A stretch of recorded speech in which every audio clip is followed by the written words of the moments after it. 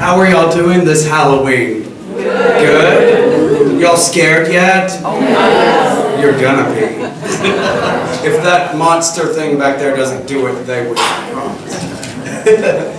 This has been an absolute pleasure. I love horror, I love ghost stories. I think it's part of our Southern heritage, and it fits right in with the aesthetic here at Tryon Arts and Crafts School, a school that's been around for over 50 years because of the support of people like you, and we're very, very happy to have you here, and we hope that you enjoy yourself.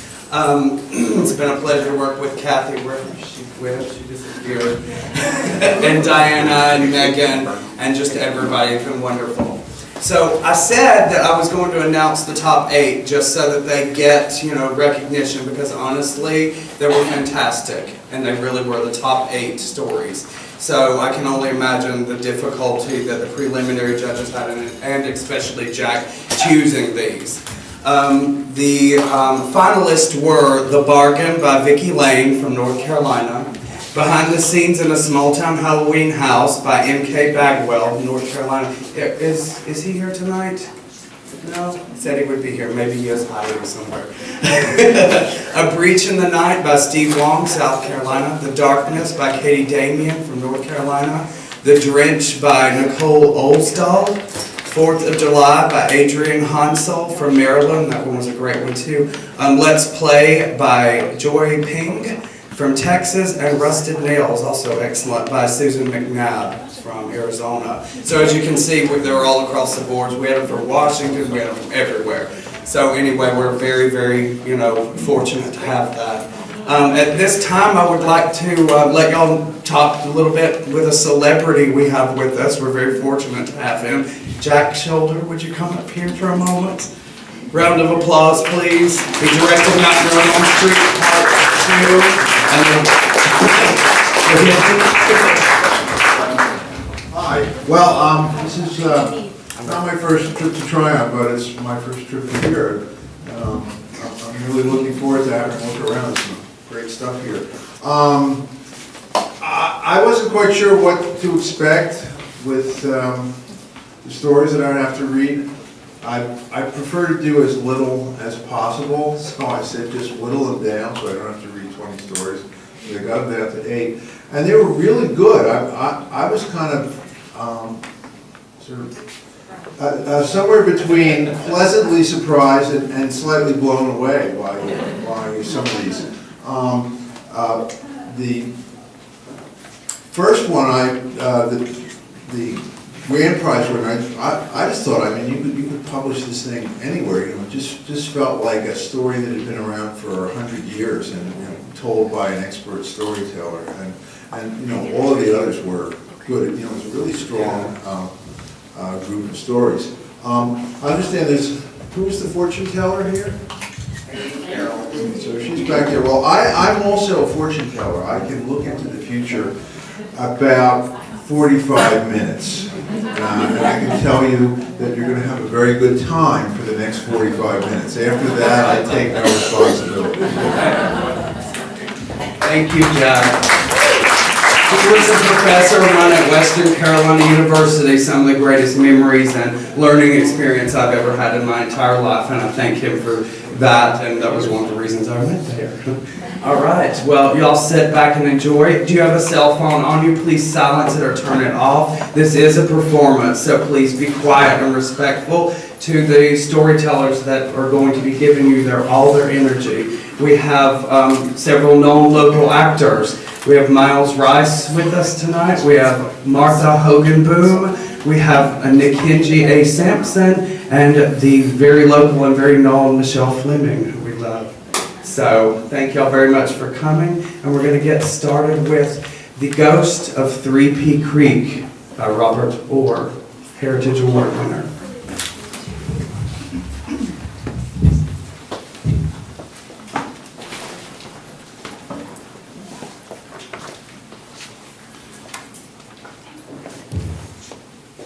Old man Diggers. He's a strange fellow. Nobody in town paid him much attention until they needed his help. Mr. Diggers was the sole proprietor of the only funeral home in the small town. He's often referred to as the man who walked among the living dead. Men of the town thought Mr. Diggers was always sizing him up, trying to see what kind of casket they'd fit in. The ladies of the town shy away from him. Children frightened by his appearance. Mr. Diggers had recently divorced his wife of 35 years. She simply could take no more of the funeral home business. A strange man he was. Strange indeed. The bell rang loudly as the children got out of school. But the three boys were out the door before the bell stopped ringing. They were headed to the old mica mine to find some treasures. The mine was now abandoned, but the boys went there often. Their parents told them to stay away from the mine for fear they would get hurt. However, the boys just couldn't stay away. Every time they went, they found some pieces of large mica that were left at the dump site. Today, they found more than they were looking for. They found old man Diggers sitting at the entrance of the cave. That old mine shaft. All three boys were scared to say anything, so they didn't speak at all. Without hesitation, Mr. Diggers spoke up. "Hey boys! Come here." They tried to run, but Mr. Diggers, his voice was like a magnet. Just drew them in closer. "You boys believe in ghosts?" asked Mr. Diggers. Bob, John, and Travis, they stayed quiet. They heard tales about how Mr. Diggers fooled around with the dead. Their parents had warned them not to speak to the undertaker unless absolutely necessary. They found it necessary. "No, sir, we don't believe in ghosts at all," the boys said in unison. The old man said right after that, he said, "You will after today." Said with a hazy look in his eye. The boys were instructed by the keeper of the dead to dig a hole, big old hole at the entrance of the mine shaft. "You will find a box with a ghost in it," Mr. Diggers told the boys. "You're full of shit, old man," Bobby said. Boys took off running through the woods like they were running for an Olympic medal. Mr. Diggers just sat down and he laughed his head off. Then he hollered as loud as he could. "You ain't seen enough!"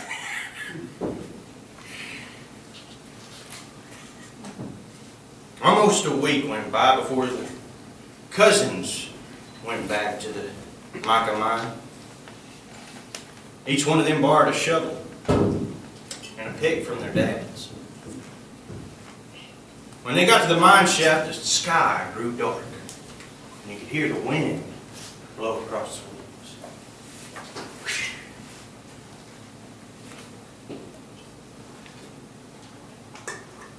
It looked like a storm was coming up. The boys had decided that Mr. Diggers knew that there was a buried treasure at the mouth of the cave. They also thought he was getting them to do his dirty work by digging them a big old hole. Soon enough, they were shoveling dirt from the mouth of the ghostly pit. Their minds playing tricks on them as they dug. Travis was the first to get tired, so he quit digging. The other two boys worked hard at uncovering the box. Travis laughed at him. His thought was the old man Diggers was going to bury some old hobo in that off the street. Pretty soon, Johnny was the only one removing the earth from the large hole. "If y'all ain't gonna help, I'm gonna quit too!" Johnny cried. He took his shovel and he stuck it deep in the ground.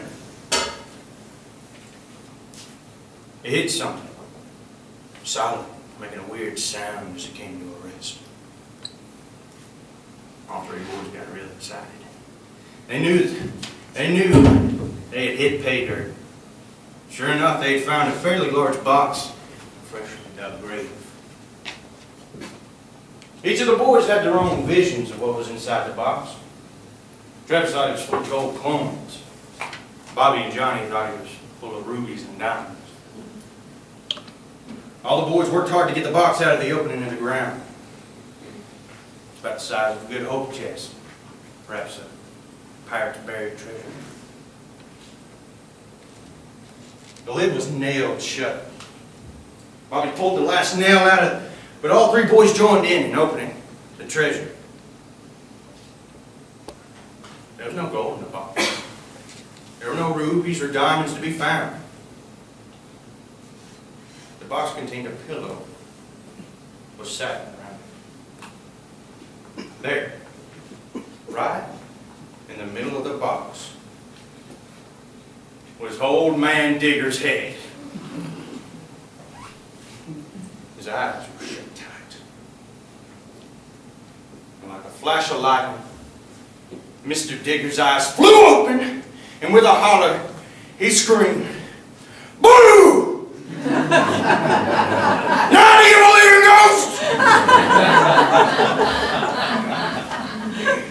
All three boys froze solid. Literally, they froze solid, like Mike.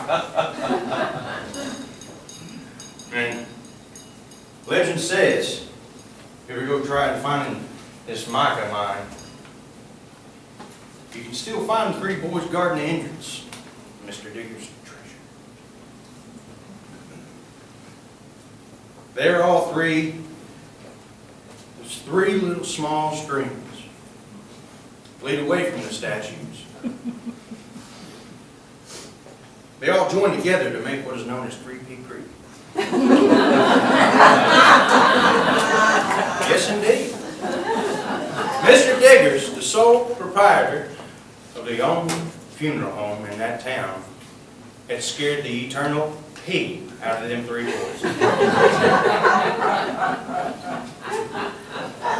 how about you? You believe in ghosts?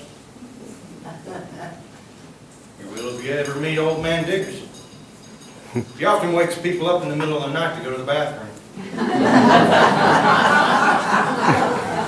Say, "Oh, this is nonsense." You still refuse to believe?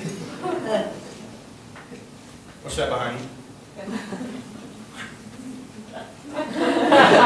Be honest, you looked.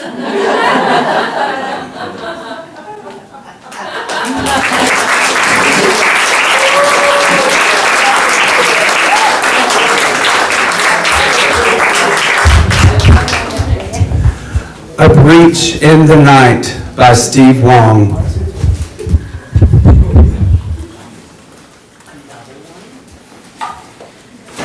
T.J. Barnwell passed out drunk.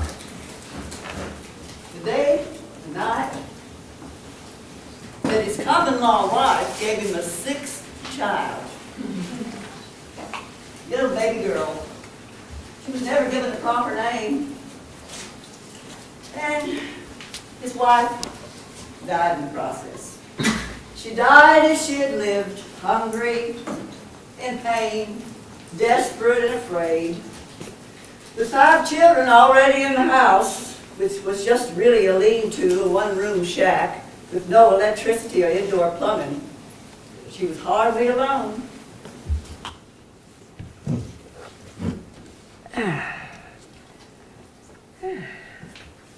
Times were tough. But then times were always tough. It was all she had ever known. She'd often thought her life was a lot like her own mama's life. She wished her mama was here with her now. Oh, God.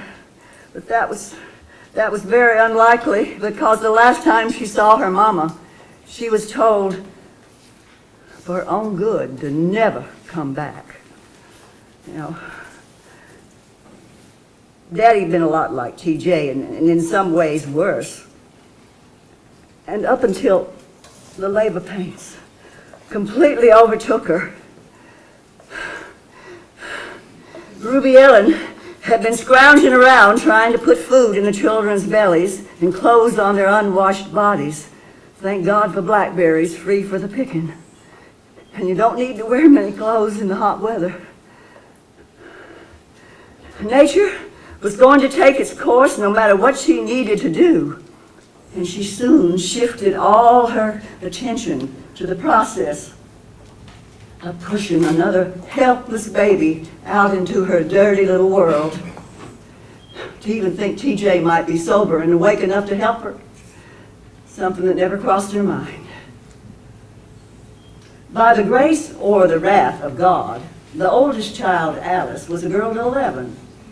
She'd witnessed the birth of her siblings, but she had no idea what to do when the baby finally slipped one foot out and was breached from entering this world any further, unless something or someone intervened. Alice could only stand by her exhausted and whimpering mother and watch one of the so-called miracles of life go totally awry. Like a silent chorus of specters, the other children stood around and also watched and listened as their mother and unborn sister struggled with forces of nature, aware that their father, who drooled in his stupor on a sheetless and shapeless feed sack mattress stuffed with corn husks and uncarded cotton, seeing Mama crying and begging and bleeding was not an uncommon sight in their daily lives. The only difference this time was Daddy wasn't hitting Mama. He was dead to the world asleep, and Mama was at the mercy of what seemed like an unseen but violent force, something from within, something trying to get out. Nobody had thought to get a neighbor woman to help. The nearest neighbor was 5 miles down the dirt road through thick woods in the middle of a Carolina night. What could a neighbor have done? Well, plenty, according to Billy Ann, the neighbor who lived 5 miles down the dirt road. If they'd only come to get her, she told Sister, if only they had come to her for help, poor Ruby Ellen might still be here. And those children might still have their mama instead of that no-account lazy drunk of a daddy, T.J. Blackwell. Sister and Millie Ann were sisters-in-law. Each was the other's only friend, and if for no other reason, there wasn't anyone else to talk to in their neck of the woods. They talked to each other about everything and anything as often as possible for basic human contact, to save their sanity, to share food, clothes, and tears.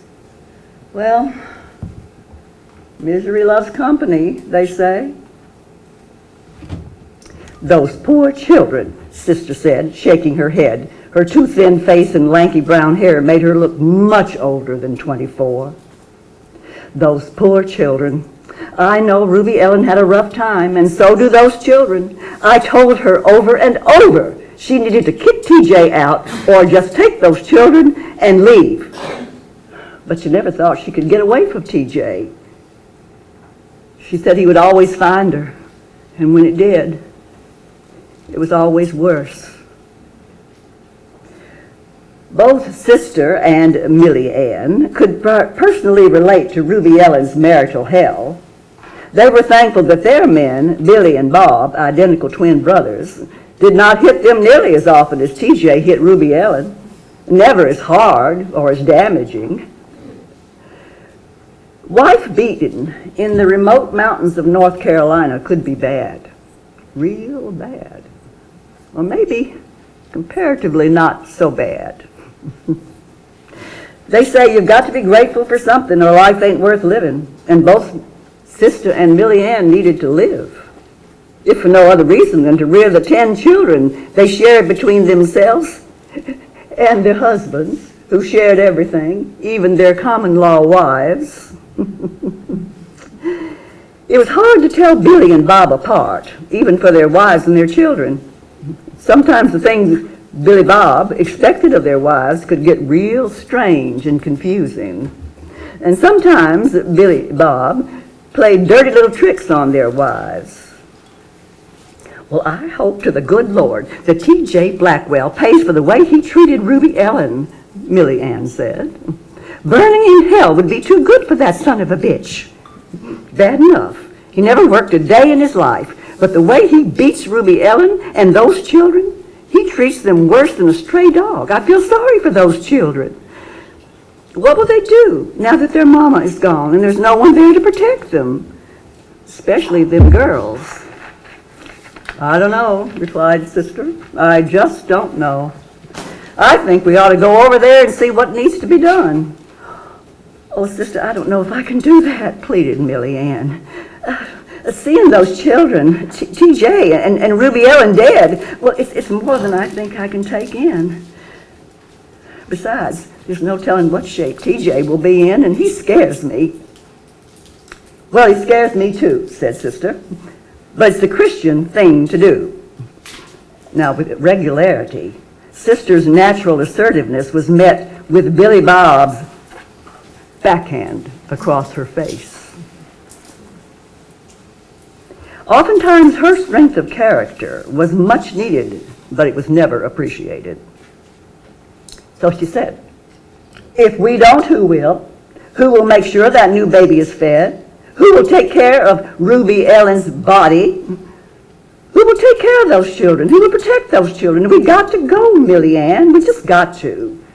I don't think I can sleep knowing what might be happening out there in that shack. We'll pray for the Lord's protection, and I'll see if I can convince Billy to go with us. I think if I treat him nice with something good to eat, he might come along just to see. You treat Bob good, and maybe he'll go too. Without saying it, they both knew what being nice to their husbands really meant. Well, at least their houses had more than one room and doors that could be shut. In late afternoon, Millie Ann's sister, Billy, and Bob all set out on the 5-mile walk to the Blackwells in hope of accomplishing their tasks, whatever they might be, and returning home before midnight. A word of Ruby Ellen's death had spread quickly, even in these sparse regions of the Blue Ridge. Bad news always does. It had been little Alice who ran to Sister's house just this morning to tell someone, anyone, about her mama.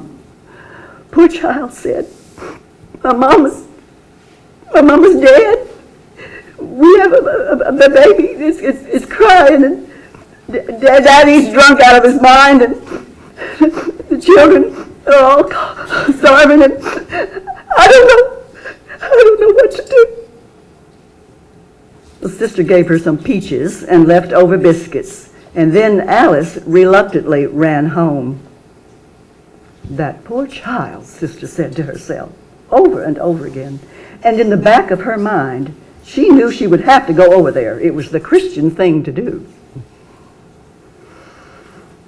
Oh, it was a horrible walk through the still, heavy heat of summer's long days, when the hot air was like trying to breathe through a damp cotton quilt. Of course, the biting bugs were out in full force, only get worse as the sun went down. And in an unheard of first time for anything turn of events, Billy and Bob seemed almost eager to get a first-hand look at the Blackwell family's tragic loss. Nothing like looking at a shamble in a house full of young'uns, a dead mom and a drunk daddy. Lets a man know how things could always be worse. Yet still, walking through the woods with your closest kin on a mission to do good was about the nicest group activity the four of them had ever had with each other. with the exception of going to church on Easter and Christmas. Look at that place, Bob said, as they rounded the curve to see what few would say constituted a home. To say that T.J. was not much of a homemaker would have been too kind. The house looked like something a child might have put together because he was being punished for sassing. The entire wooden frame was shaky and it was held loosely together by salvaged nails. And the mismatched planks of wood were a collection of cast-off, scraps, and stolen property. Trees, vines, weeds came right up the outside walls, touching and crawling on the building. And as if nature had set her sights on reclaiming the land by slowly attacking the offending structure with all things green and prickly. Shame and disgrace, Bob said, as if his house was much better. Well, it was, comparatively. Sure is, Billy confirmed. Well, Sister took the lead, with no objections, knocked on the rough and unpainted wooden door. No sounds were coming from inside. But quickly, little Alice came to the door with a timid opening. She did not look good, especially for a child. Right side of her pale and thin face looked red and swollen, but worse was the blank look that was in her face. The two women thought to themselves, is it possible for a person to be in shock and still be walking around doing what needs to be done? Hey, Alice, the sister said, drawing out each syllable. We are so sorry to hear about your mama, honey. We just came by to pay our respects and see if there's anything you need us to do. Now, we're all neighbors, and neighbors come together in times of need. Sister was sincere in her concerns, but what she didn't say was that she was terrified to think of what might be going on in that house. And if something bad was happening, she might just have to step up. God help me. The other adults stood behind Sister in the shadows cast by the dim lamplight that eked out of the door like deluded existence. You need anything, honey? Asked Billy Ann. You got everything under control? Do you need any help? Alice's face began to crumble, and all witnessing hearts felt a twinge of pain. I don't know what to do, Miss Billy. Mama's here on the floor. Daddy ain't doing nothing to help her, and the children are all hungry. I got this baby that ain't ate nothing but a little sugar chit I tied up for her. I know that ain't enough. I don't know what else to do. Her frail shoulders slumped a little more. She began to weep openly, and Millie Ann and Sister stepped forward to embrace her. Honey, let us in. We'll see what needs to be done, Millie Ann said. You stop worrying, honey. There's enough of that around for us adults. You've done your share. Alice! Came a coarse yell within the darkness. Who the hell is at the door? What do they want? It was T.J., of course. Wide-eyed Alice looked at the visitors for answers. It's us, T.J., Sister called in the house. Sister and Millie Ann and Billy Bob. We've come to help. Now can we come in? Get the hell off my land! I don't need your damned help. Nobody ain't ever helped me a day in my life, and I don't expect to start now. Go back to wherever you come from and don't come back. Alice, you better get yourself in the house if you know what's good for you. Alice was becoming more and more agitated. With each yell, Alice was in emotional dire straits, quickly and physically closing in on her. T.J. Blackwell, Sister pushed her way through the doorway. We know that Ruby Ellen died last night, and you need help with these young'uns and getting her buried and all. Now, you can't do it alone, and we're going to help you whether you like it or not. You don't own this land. Poor mountain folk are used to seeing poor ways, but what they found in the Blackwell house was hard for even those hard-scrapple folks to take in. The room was lit by a couple of hurricane oil lamps that cast weak and suspicious shadows that melded into the dark corners of the room.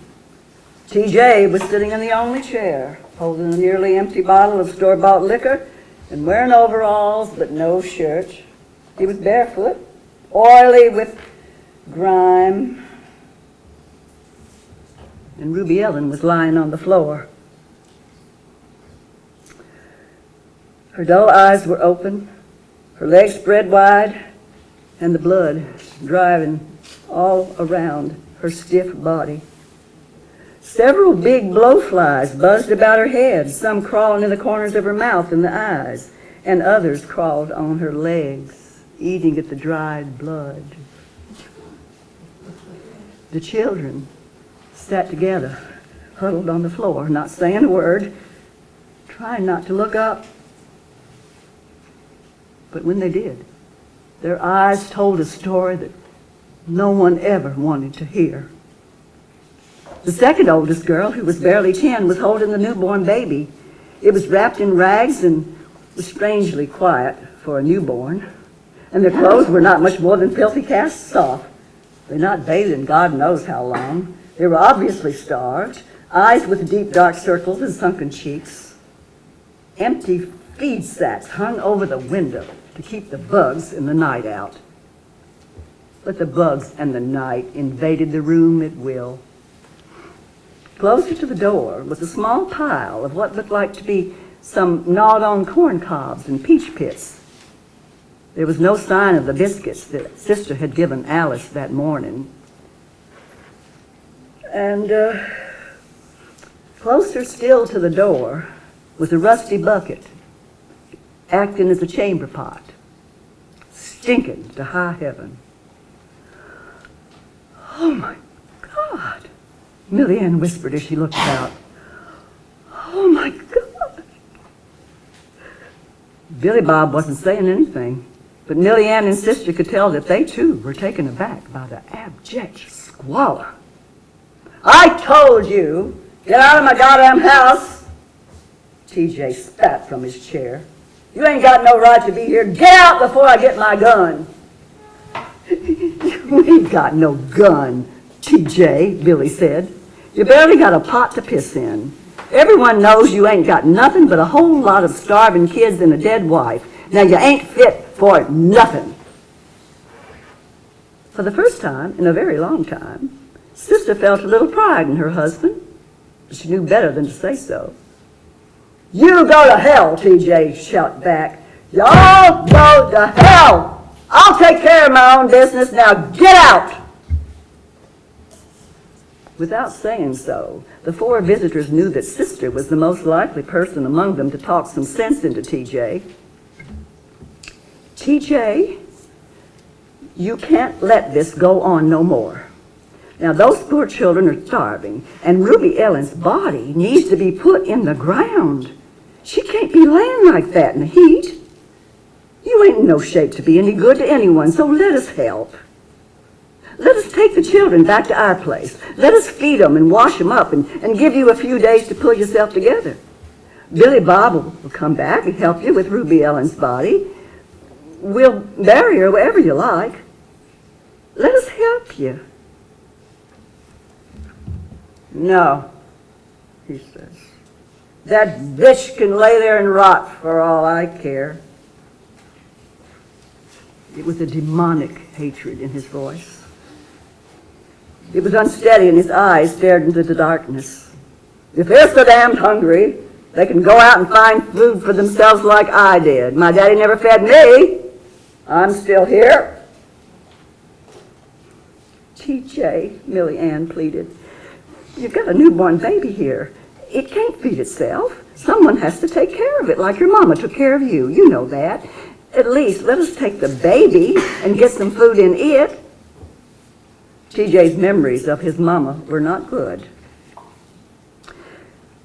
The adults, but not the children, had expected TJ to have some kind of answer to Millie Ann's logic, but he didn't say anything. He just stared into the darkness and took another swig from the bottle. Finally, he said, "That damn bitch. She thinks she can stop me from doing what I want to. I'll show her. That baby is now mine to do with whatever I want. She can't get it, and she can't stop me. Now get out and leave me alone." The adults reckoned this was a strange thing for even TJ to say, and looked about for an explanation. Alice looked up from the dirt floor as if she might have something to say, but a glare from TJ cowered her to keep silent. "Now, Alice," Sister spoke up, "what is he talking about?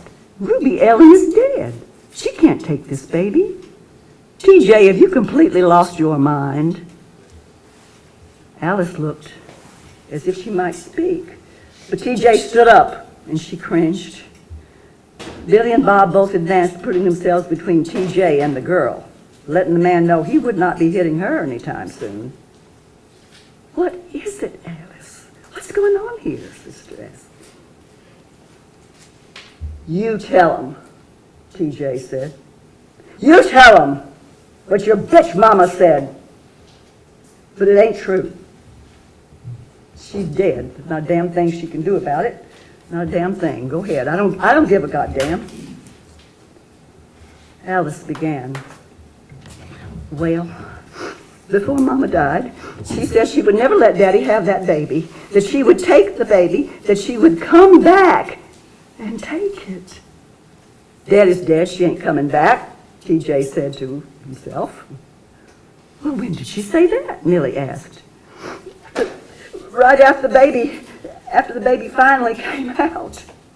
Mama was bleeding real bad. She was hurting so much, and we was all crying, and Daddy was..." Well, she stopped because she knew better than to speak badly of her daddy, especially in his presence. That was a lesson learned long ago. Sister asked, "Well, why did she say that, honey? What exactly did she say?" Alice looked to TJ for permission to continue, but he was staring off into the darkness. She whispered, "Well, she said Daddy was a drunk, and he would never lay a hand on the new baby. She was so weak she could barely talk. I've never seen Mama talk back to Daddy, never. It was like she didn't care anymore. The last thing she said before she died was, 'TJ, you'll never lay a hand on this baby. I'll see to that, as God is my witness.'" TJ rose out of his chair and approached the gathering adults. "Yeah, well, that stupid bitch didn't she know what she's talking about? Dead is dead, and if I want that baby, I'll have it. She's mine, if I want her." Before he could shame himself any more, a sudden cold wind blew the door open and instantly replaced the stifling and humid stench. A cold wind on a summer's night is a remarkable and unheard of thing, something that just doesn't happen in these parts. But it had, and everyone in the room felt a dark coldness raise goosebumps on the back of their necks, a coldness they would remember for the rest of their days.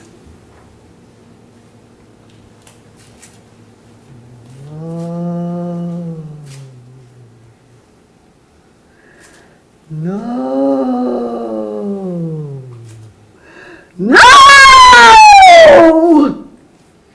It was a woman's defiant scream. "TJ Blackwell, you will never lay a hand on that baby." The voice was coming from Ruby Ellen, where she was lying. And all eyes saw her body begin to move slowly and stiffly. the legs coming together, the arms reaching upward, and her head turning side to side. Deliberately, she began to stand up from the floor where she had died, with the mats of hair stuck to her head, and she didn't bother to smooth down her dress or to run her fingers through the mats of hair stuck to her head. There'd been no question in anyone's mind that Ruby Ellen was dead.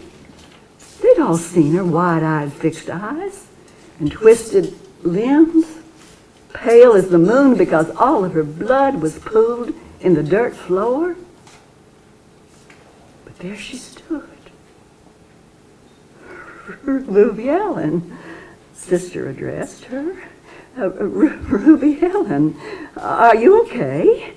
We all thought you died. I guess we was wrong. Let me come over there and help you. Ruby Ellen didn't hear Sister, nor did she seem to see or hear anything in the room. She was like a mannequin, being controlled by someone far away, losing faulty wiring. She turned her head, and her eyes searched the room.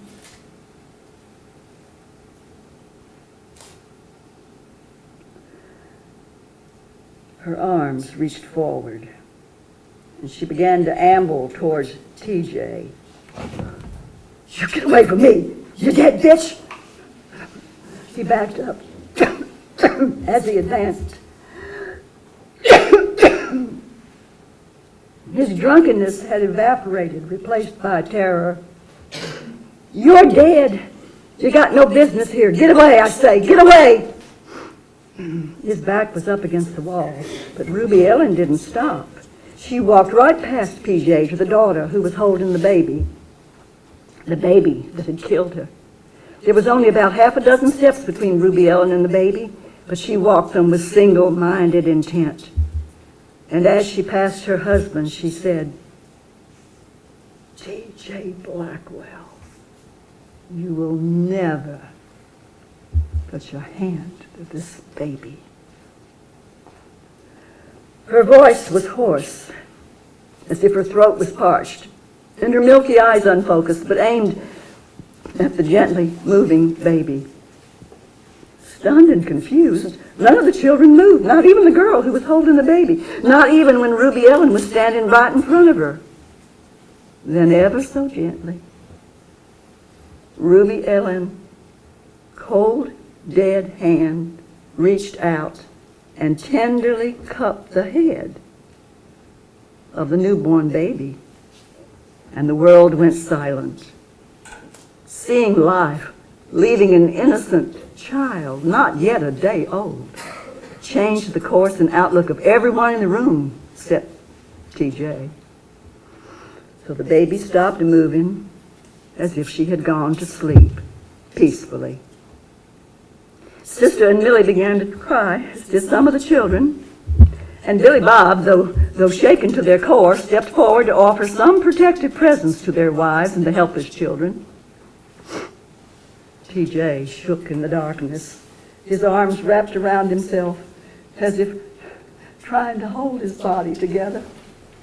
Without saying another word, Ruby Ellen turned and walked to TJ, and with the same hand that had rescued her newborn daughter from a lifetime of pain and suffering, she touched the man who had forcefully fathered all those children. With barely a touch to his scruffy cheek, but it was a touch that stilled him. With his back still against the wall, he sank down to the floor, limp as a rag, and now truly staring into nothingness. Ruby Ellen sat in the rocking chair, a place she rarely sat during her lifetime, her eyes closed and her head dropped. Honey, now let's let your mama hold the baby, Sister said, taking the dead child from the arms of her sister. The little girl offered no resistance. But Sister, who had held more than her share of babies, she knew the child was dead. She placed it in the lap of her mother, carefully swaddling the rags as best you could. Now, all you young'uns get up, Sister said, wiping tears and snot with both hands. Get up, you're coming home with us. This place ain't fit for animals. Get your stuff and go outside and you just wait for us. We ride along there to take you home, get you some food, and get you cleaned up. It's all gonna be fine. Ain't nobody gonna hurt you no more. Alice, Alice, please, get your brothers and your sister. Get them together to go outside. Well, the children were accustomed to doing what they were told without questioning. They didn't have anything to gather up, no shoes, no clothes, nothing. They just followed Alice outside into the summer night, leaving the only home they had ever known. "What are you doing, sister?" asked her husband, Billy. "We can't take all these young'uns in with us. We can barely feed our own young'uns." "Well, we can't leave them here," she said. "We can't leave these children here in a house with a dead mama and a dead baby and a daddy gone crazy. I mean, look at him. I don't know what Ruby Ellen did when she touched him. I don't think TJ is going to be drinking and hitting anyone anymore." The four adults paused for the last time to take in the scene. A dead woman sitting peacefully in a rocking chair, holding a dead baby in a dark room that witnessed so many years of rage and hate, despair, hopelessness. And behind them, a man unmoored from reality, sitting on the ground with his legs stretched out. He was not dead, but he was hardly alive. The room was quiet, with only the sawing and chirpings of the bugs and the bullfrogs that filled the woods around the house. To Millie Ann's surprise, Billy spoke up.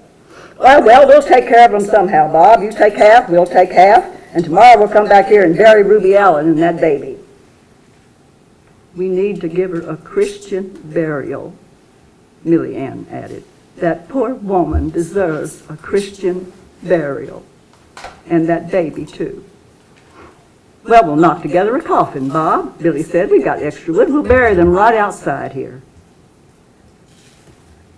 The next day, after Sister and Millie Ann had fed and bathed all the children and bedded them down on the quilted palace, half in one house, half in the other, Billy and Bob loaded up their quickly made pine box into the horse and buggy and returned to T.J. Blackwell's house to bury the dead.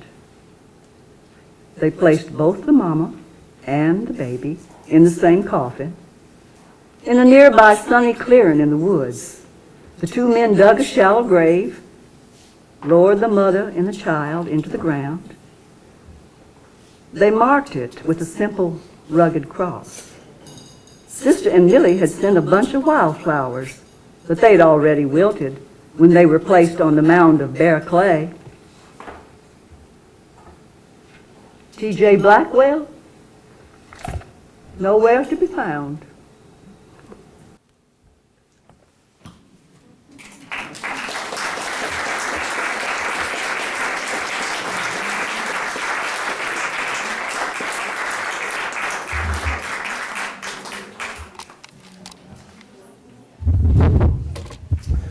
Let's Play by Joy Ping.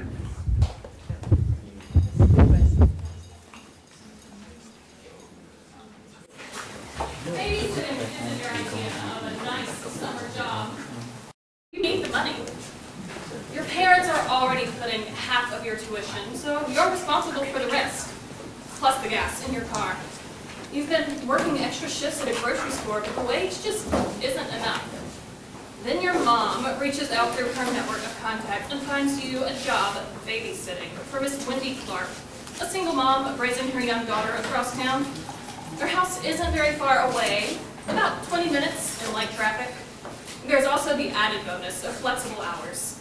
You call Miss Clark, and by 4 that afternoon, you have arranged to watch her daughter Susanna on Tuesdays, Wednesdays, and Fridays for $10 an hour to start off. On your first day, you drive to the Clark's home, where you are greeted by a small, twig-thin woman in her early 30s. Miss Clark has dark circles that she tries to hide under her foundation. She wears no jewelry, and as far as you can tell, her wardrobe prioritizes function over form. Her relief at your arrival is palpable, as she quickly hands you a house key and a sheet of paper with pinned instructions. She insists that you call her Wendy, as she grabs her coat and hustles out of the door after giving her daughter a quick kiss on the head. You examine the girl. Susanna is 6 or 7, In contrast to her mother's, Susanna's clothes are neatly coordinated, and her soft brown hair has been braided by loving, gentle fingers. And her arms are a doll. She blinks sleepily as you greet her.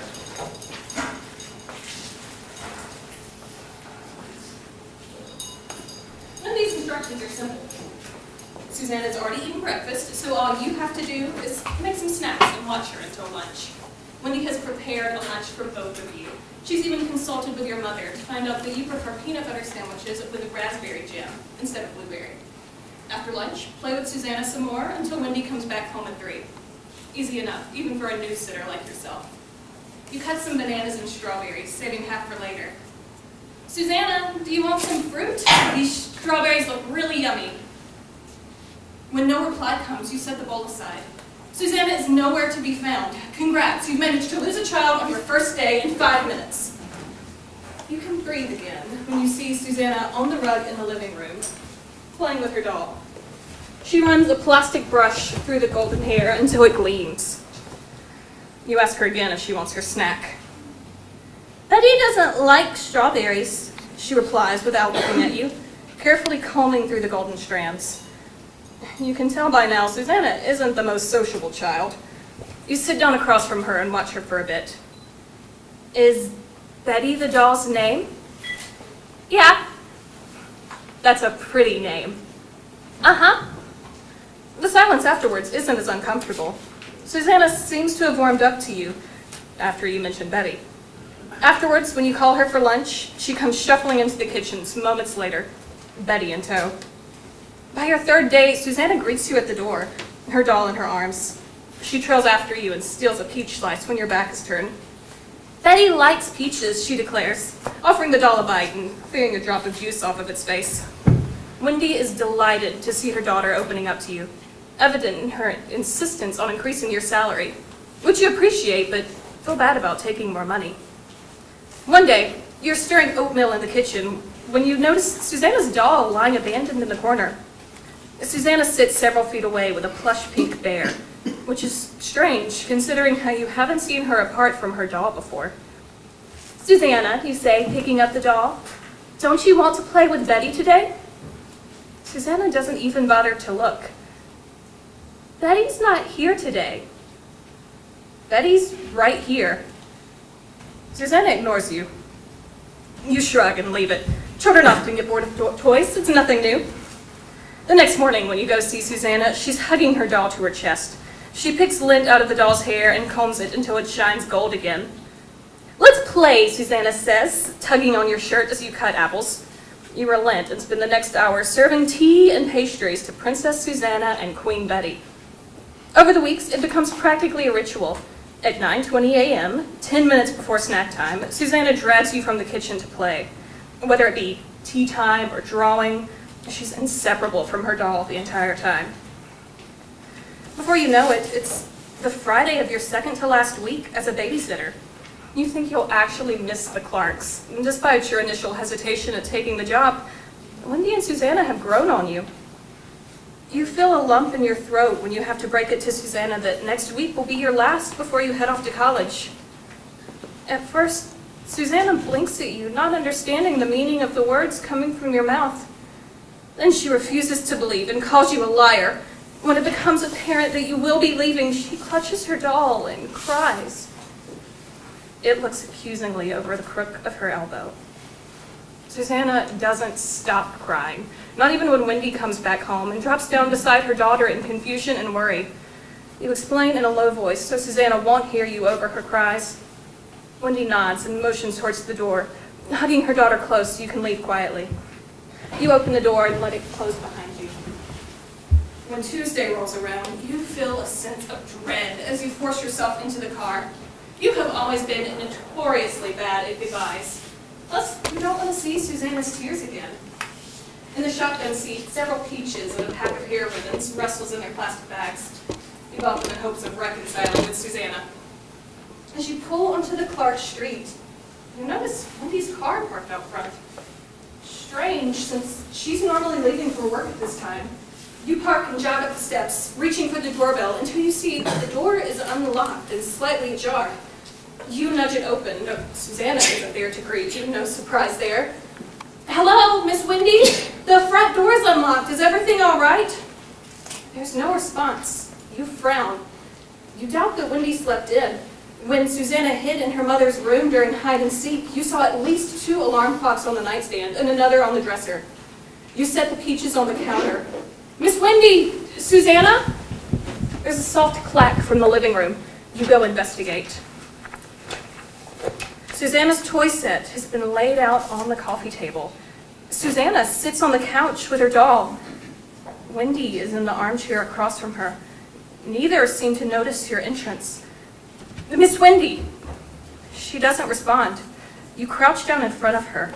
Her eyes are blank, staring at nothing. The only movement is a flutter of a strand of hair under the ceiling fan. You turn and see Susanna in one hand and a teacup in the other. Susanna, what happened? Are you okay? Susanna lifts her gaze at you with startlingly blue eyes. You stop. Susanna doesn't have blue eyes. Susanna, what? You glance at the doll. Its eyes are hazel, as soft brown as Wendy's, and 2 carefully arranged blonde braids rest on its shoulders. What? Betty? That's not Betty, Susanna's voice says, far too cold for a 6-year-old, her eyes as accusing as the one that glared at you the night you left. You back away from this girl on the couch. She stands, her hair is brushed until it gleams. Have a seat. Let's have tea together. You spin and bolt for the door. It's still open. You can't leave. She'll cry. It is so annoying when she cries. The door's 10 feet away. 5. I don't like the peaches. 3. It's almost snack time. The door slams shut. The lock clicks. No! You claw at the lock, but it doesn't budge. Your finger stings. You feel wetness where your nail tore off. The house plunges into darkness. A hand rests on your shoulder. The other curls around your throat. A soft breath against your ear. Let's play.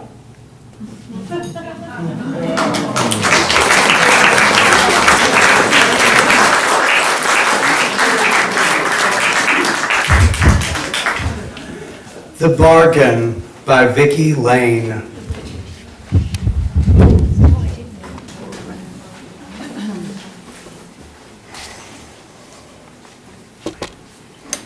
I figured him to be a preacher man with that long dark suit and his Bible tucked under his left arm.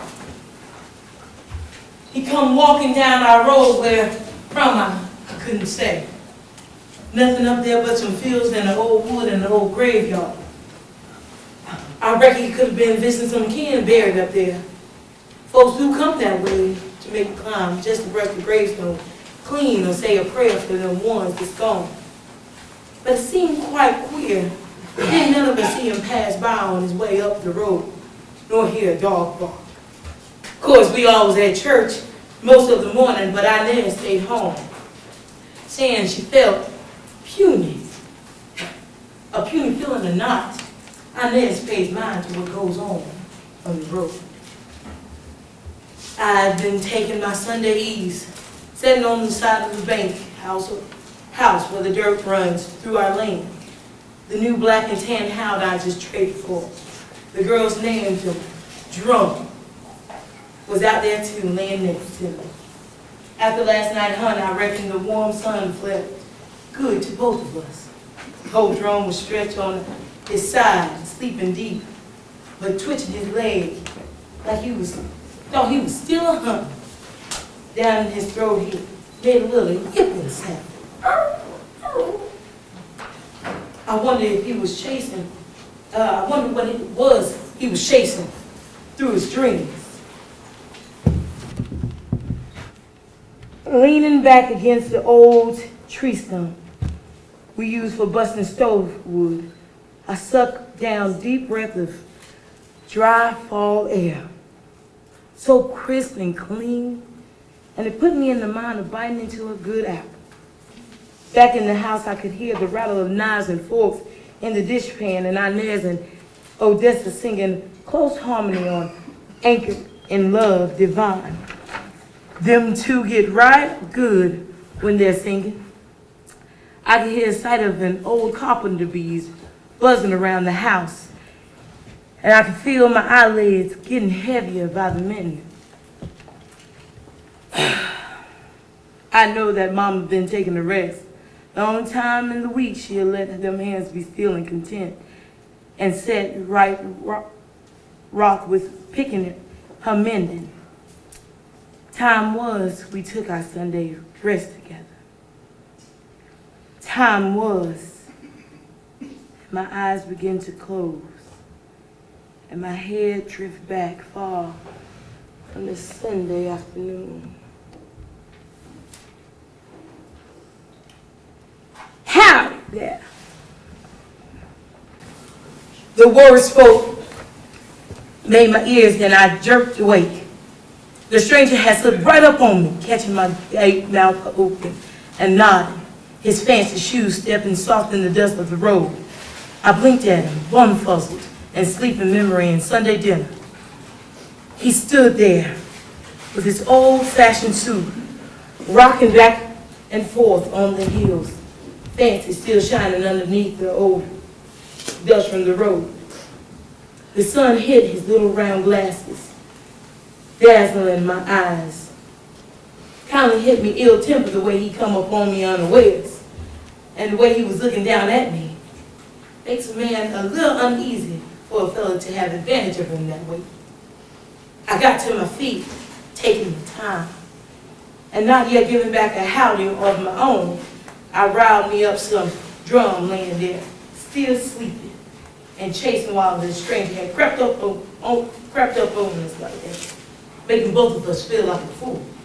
So I reached with my foot Sunday programs and gave him a good kicking in his right hand hindquarter. Old drum yelped and jumped, whirling around to see what had got after him, and his eyes lift up upon the stranger. His back hairs raised and lift up his lip in the beginning of a snarl. They aggravate me even more. Think you a watchdog, do you? You worthless pup. Look at you. All stiff-legged and agitated. When it's too late, lay down. You hear me? Lay down. The stranger didn't appear overly worried as to whether the drum might bite, but hunkered down right before him and held his hand for the dog to smell off. Old drum sniffed the long white fingers, and his fur settled back smooth. Then he lay down with his head on his palm, not taking his eyes off the stranger. Hannah's the name. Straightened up and putting out his hand to me. Now, Hannah. Hannah by nature, Hannah by name. My folks named me Nimrod on me. And don't the book tell us that Nimrod was a mighty hunter before the Lord? I took the outstretched hand, soft and white, like it ain't never worked hard or done hard work before, with fingernails longer than I've ever seen on a man. P.B. Henderson, I said, pleased to meet you. I looked up the road, the way he came from, waiting for the man to mention of what his business was out our way. But he just rocked back on his heels again and looked down at the drum. This the hound I heard last night? Baying up one holler and down another? He didn't wait for me to answer, but went on.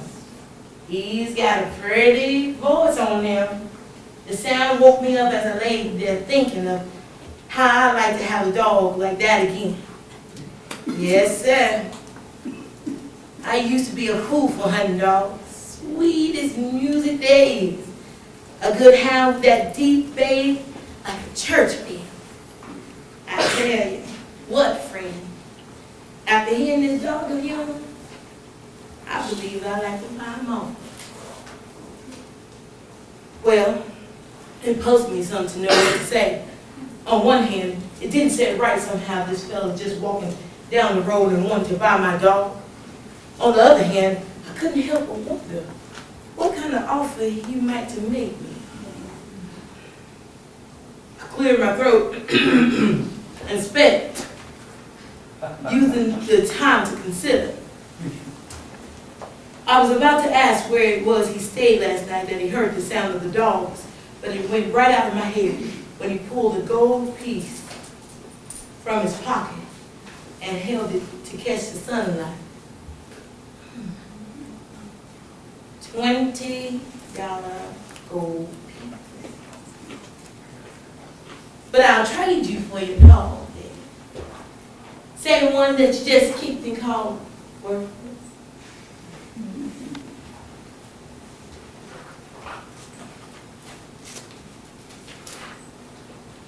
Well, buddy, I'm not denying I was tempted, so tempted. I turned in what few gold coins I had back in '33 when the government said we must, but I fairly ached to hold that double eagle, to feel the soft, warm weight of it in my pocket, to rub between my fingertips and thumb. Ever since I was a man, I had carried a gold piece in my pocket for luck, and I turned my double eagle in with the rest, wanting to stay the right side of the law. After that, I couldn't stop myself from reaching for it, and over and over. Finally, I took carrying a buckeye in my pocket, but it wasn't the same. Still in all, something in that stranger's look and way of speaking put my back up. It ain't right just to try and buy a man's dog off of him without not even asking, was the dog for sale? The stranger flicked the gold piece with his thumb and then sent it spinning into the air, curving it in a slowly glittering path toward me. The light caught the coin, making it look like a whole waterfall of little sun coming down right at me. And before I knew what I was about, I held open my hand, and the coin settled there like a bird in its nest, warm and heavy, right as if it had been new minted. I felt my fingers wanting to close in on it, carried it in my pocket. A yearning was growing in me, and it was all I could do to keep my hands steady and my fingers straight. The stranger watched me, reading the hunger in my eyes. Feels right fine, don't it? We got us a bargain. You can find another dog easy enough, I reckon. I could buy one self-rule with the double eagle. Was I to keep down the road? But I've taken a notion in this one. For I like the sound of his voice. And I need to get home. The stranger looked over and took hold of Drum's collar. I made it only the evening before, fresh tan leather with a stout brass buckle, and my name, P.V. Henderson, burning to the leather with the edge of the poker. Seeing that stranger grab hold of his collar and cover up my name with the long, pale fingers purely aggravated me, and I spoke right up. Now you just hold on a minute, feeling the good gold piece burning my open hand. I ain't agreed to nothing, and there ain't no bargain. I stretched out my hand to him. Go on, you take the double eagle. You ever stop to think maybe this dog ain't for sale? The stranger's eyes cut at me and over to the house where Odessa had come out to sit on the porch with her little guitar. She looked just like a rose in a pretty pink Sunday dress. A slow smile spread across the stranger's face. Everything was for sale. We just ain't reached the point. Something in the way he looked at my little girl froze the blood in my body. I didn't say nothing, just turned my head over at the light bright coin and let it slide over my hand and fall into the dust of the road. The stranger didn't reach for it, just stood there watching Odessa pick that guitar. And when she began to sing, I'll fly away, oh glory, I'll fly away when I die. Hallelujah, by and by, I'll fly away. In the sweet, high voice of hers, the smile on his face broadened until I could see clear back to his teeth. I took a piece of twine out of my overall pocket and I put it on the old drummer's collar.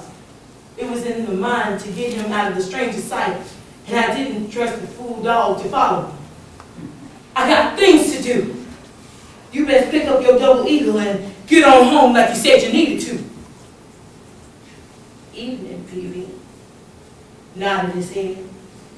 Be sure to give my regards to your pretty daughter.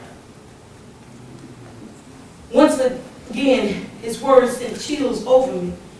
Yonder on the porch, Odessa had set her guitar down and looking hard at the stranger smiling.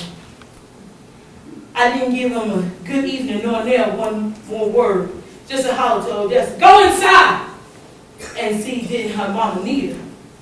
Then I hauled old Tom around the house and put him back on the chain at his dog box. By the time I come back to the roadside, the stranger had gone, and his gold piece whistled. Good riddance. I thought and aimed a long stream of backer juice at the spot where the stranger had stood. Who's that pretty fella you was talking to? Odessa set the cornbread and buttermilk on the supper table in front of me. I told Inez he looked like a preacher. Mama mashed up her cornbread in a bowl and covered it with buttermilk. It would be nice to have someone new to bring the word. Brother Coles is bad at giving the same old message over and over. Inez scowling, like jealous that she hadn't seen the stranger. Then she come out with something hateful about folks' time to sit on the porch while other is sleeping in the kitchen.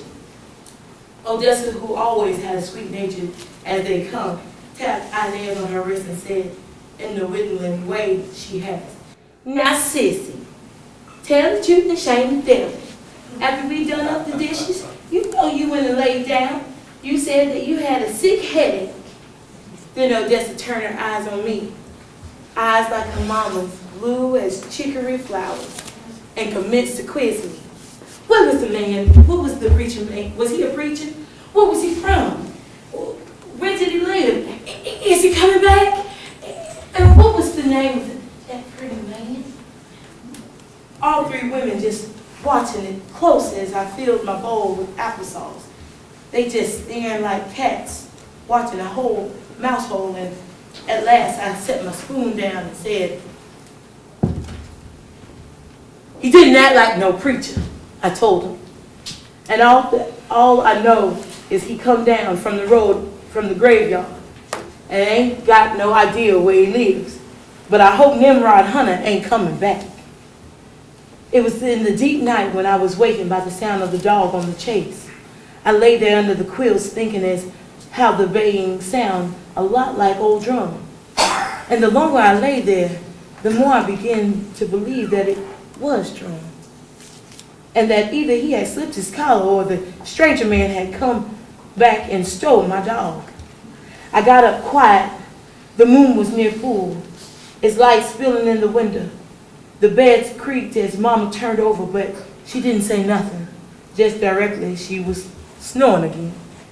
Outside, the moonlight lit up the yard, turning the logs of the pig pen and the roof of Drum's dog box as sheeny silver, like a new dime.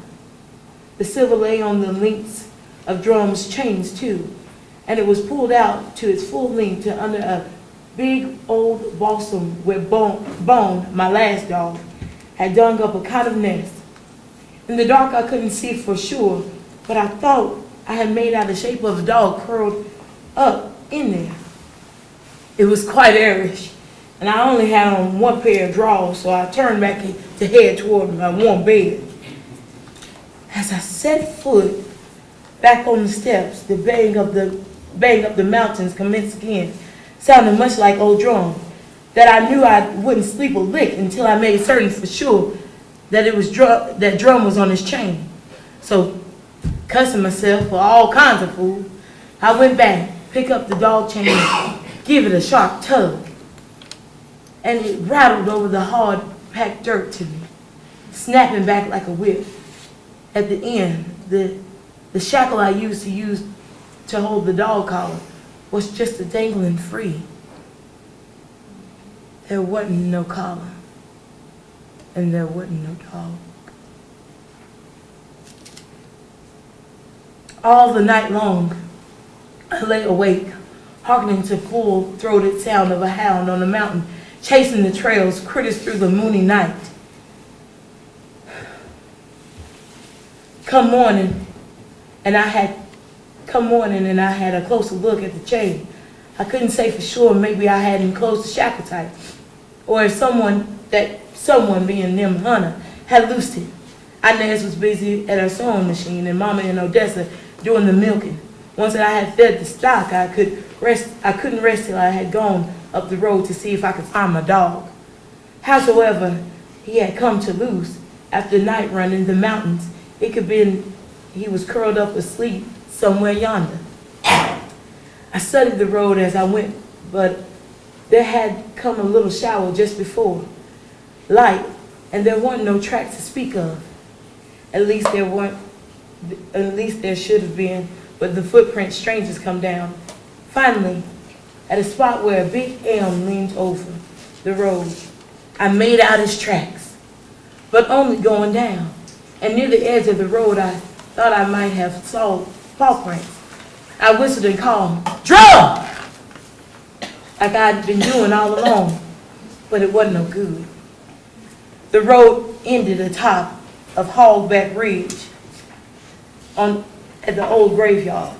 There was still a wire fence at it, but in several places the posts had rotted and fence was laying on the ground.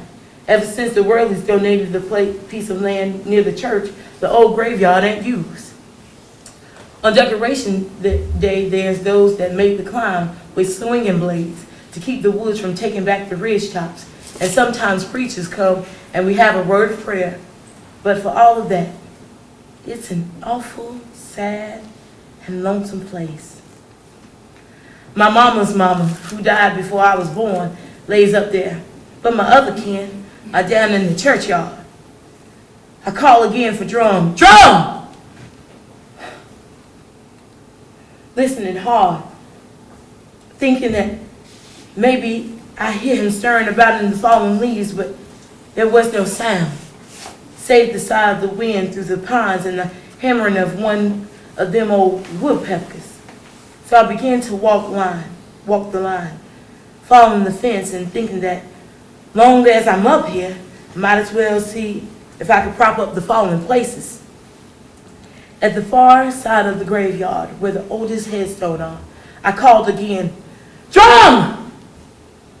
A squirrel barked from a tree, and in the distance I heard the clank of a cowbell, but no drum. I began to wonder if the worthless pup might have spent this night carousing through the woods and taken off to his old home over there on the other side of the Walnut Mountain. I pulled the last section of the haul wire out of the brown grass and straightened the fallen post, putting it back in the hole with a few rocks to fix it there. Needed one more rock to finish the job. I'm beginning to search around. Afar along, I spotted a nice chunk of orange-colored rock next to a mossy old headstone, setting off to itself. As I made my way closer to it, I saw something winking at me from the top of the headstone. A piece of mica rock, I thought. Some folks leaves token like that for their visit when they visit their kin. But as I got closer, I saw it wasn't no shiny rock, but it was a $20 gold piece, twinkling in the green moss. And there was Drum's collar, curled up at the footstone of the grave. There's folks that would say it was wrong to take from a grave, And that had been my first thought, that maybe the stranger had left the coin as a token for whoever it was that lay there. But as I looked for the coin to be to the empty collar and back to the coin again, it seemed to me that Nim Hunter had took my dog. I might as well have his money. The double eagle was in my hand and in my pocket before I could pause for another thought. I took back the collar too. I went home and told them either Drum had ran off or that stranger had stolen him, and told them to keep an eye out for either one of them. Inez and Mama nodded, but Odessa said she just know that pretty man, as that stranger couldn't be no dog thief. That girl is a fool for good-looking men. That evening, I walked over to Cantrellis's place and asked them to let me know, did they see my dog? And when I fell asleep that night, I was satisfied that I had done all I could. I still rankled through it, and it's some time before I could fall asleep. But my dreams was uneasy and full of hound baying and gold pieces spinning and sun glistening of little round spectacles. I was way deep down when Mama jabbed me and with her elbow and whispered, "Listen, BB, don't that sound awful like old Drum?" I sat out in the moonlight, following the sound of the bang and hoping to find Drum afar, deaned up somewhere. It always seemed that it was just ahead of me, and I kept climbing, thinking every minute I laid hands on it. But it was always just beyond my grasp. At first, the light bang stopped. I was red-eyed and weary, but once again I was at the graveyard. And like that day before, I walked around, calling for Drum. When he didn't come, I gave it up. But I want to know whose grave was Nim Hunter had left that $20 gold piece on. And I made my way to the mossy headstone that loomed over the sunken plot where I find Drum's collar. Squatting down, I tried to make out the words of the moss was too thick. So I got off my barlow knife and began to scrape away the thick green covering. I commenced at the bottom. There was an outline of some animal. Might have been a running deer, might have been a dog. The dates shown next, so worn that they were hard to see. So I ran my fingers over them till I could feel their shape. 1837 and 1872. Long gone, whoever it are, I said aloud as I worked to uncover the place where the name should be. I reckon I have more use for the double eagle than you do these days. As the last sheet of moss fell away, I saw the name was carved deep and big, and where there were no mistaking how it read.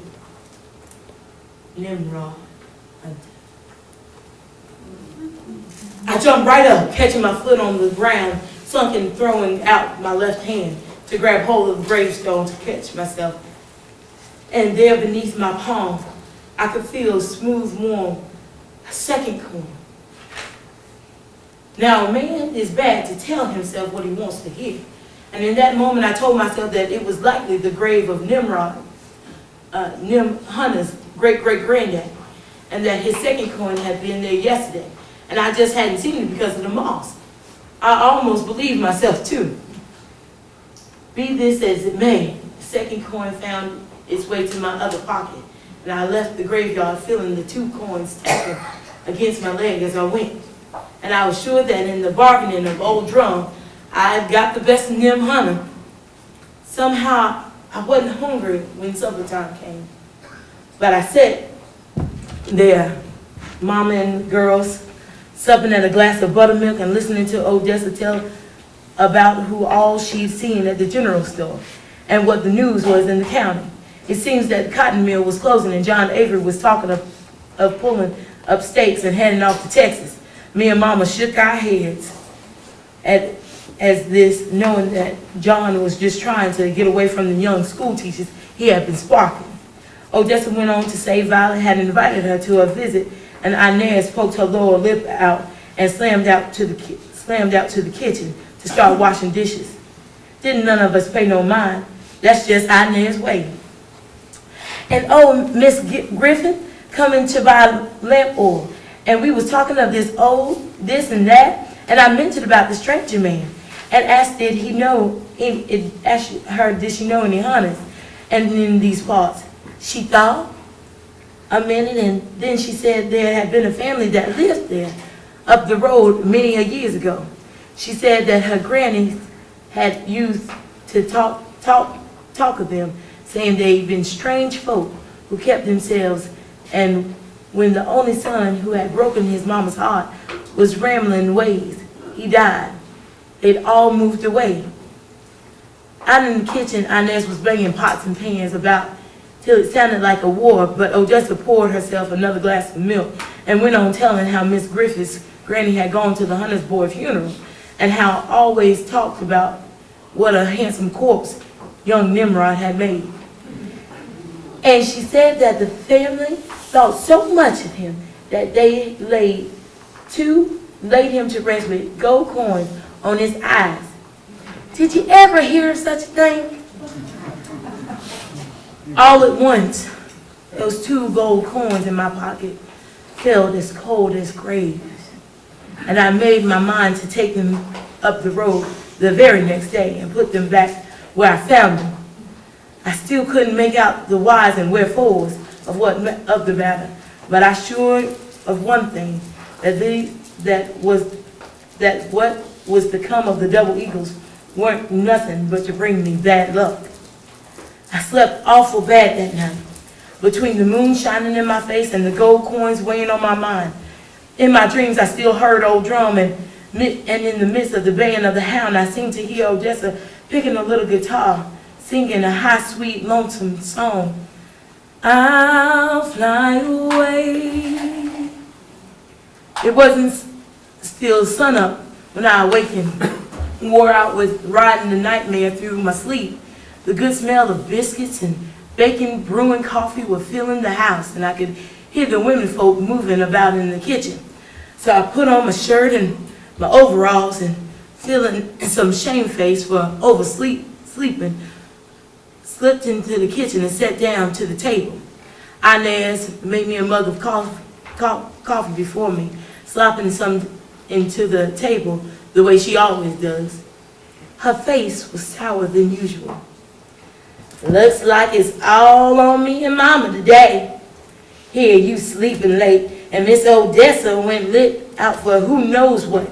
Before I even awake, she put on the good dress too, the pink one I ironed yesterday. And she took her guitar. I reckon she's taking the mind to go visit Violet. Some people.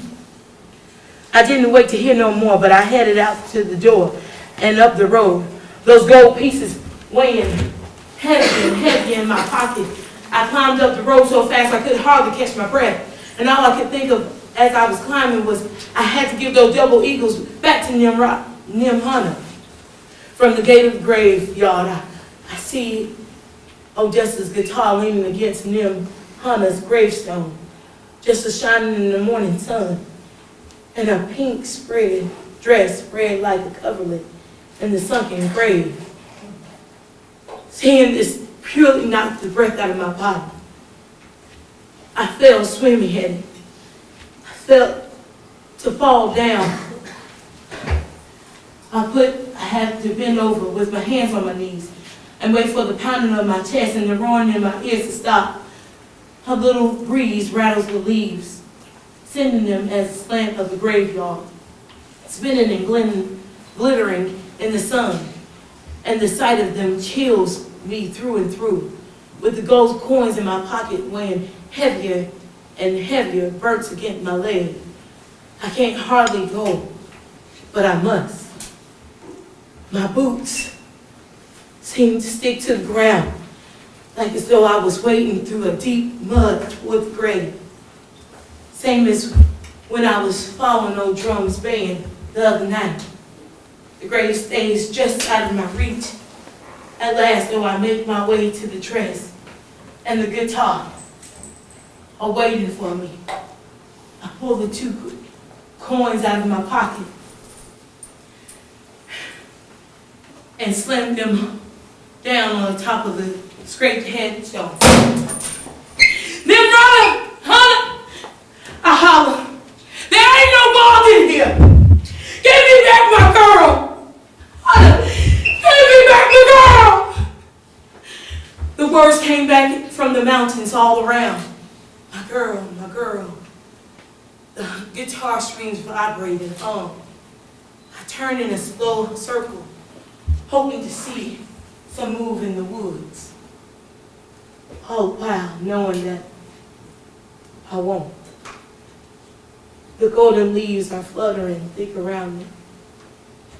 Now in the mocking echoes and the hum of a guitar string fills my ear.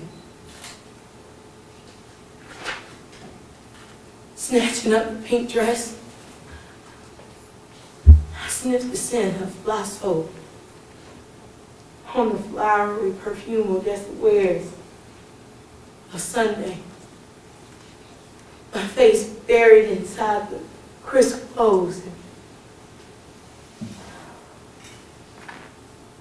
and I breathe my daughter's life before I fling the dresses.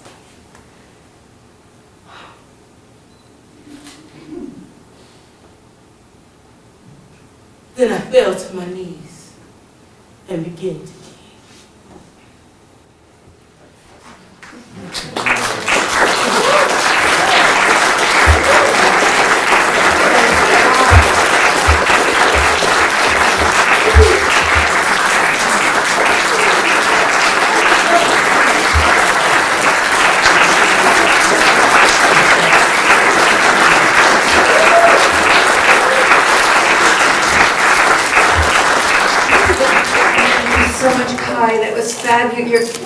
your fabulous readers and your fabulous directions.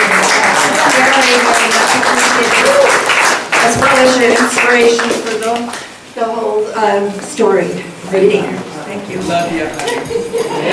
Okay. First of all, is Robert Orr still here?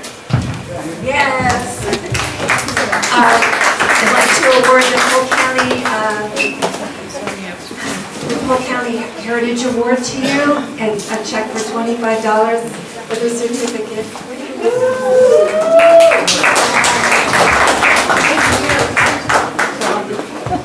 And the third prize winner, Steve Wong, for reaching tonight. Certificate with a check for $50. Thank you. Next 2 awards are the second prize winner, Joy Peg, for Let's Play, and her check is for...